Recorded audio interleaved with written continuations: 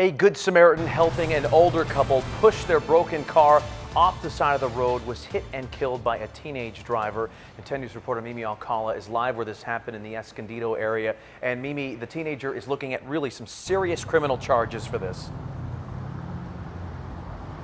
Jason, officers say he first ran away from the crash scene here at the 78 and Broadway after hitting and killing that Good Samaritan. And then they say they later found out he was driving under the influence, had a loaded gun and drugs inside of his SUV.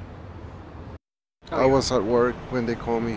Ruben Zamudio says around 11 o'clock last night, his father's Jeep broke down in the middle of the eastbound lanes where the 78 ends and meets Broadway. So my mom and my daughter was in the car. Zamudio's dad, in his 60s, got outside of the driver's side door and started pushing and steering to try to get the car onto the side of the road. The mom was helping push from behind when a Good Samaritan pulled over to try to help her. When the other guy said, let me help you, she's moved to the side. When she moves to the side, right there, the other car comes hit. CHP officers say this RAV4 driven by a 17-year-old then came crashing into the back of the Jeep, hitting and running over the Good Samaritan. Zamudio's dad was also knocked down and the teen crashed into this truck as well. Witnesses tried to help the Good Samaritan, but sadly he died from his injuries. Zamudio's dad was rushed to the hospital with head trauma. Meanwhile, the 17-year-old driver just took off running.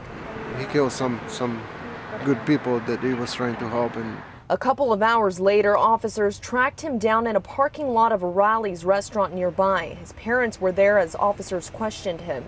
While investigating, they say they found the teen was under the influence of drugs or alcohol. Officers also searched the RAV4 that the boy ditched at the scene, and inside they found a loaded handgun, drugs, and drug paraphernalia.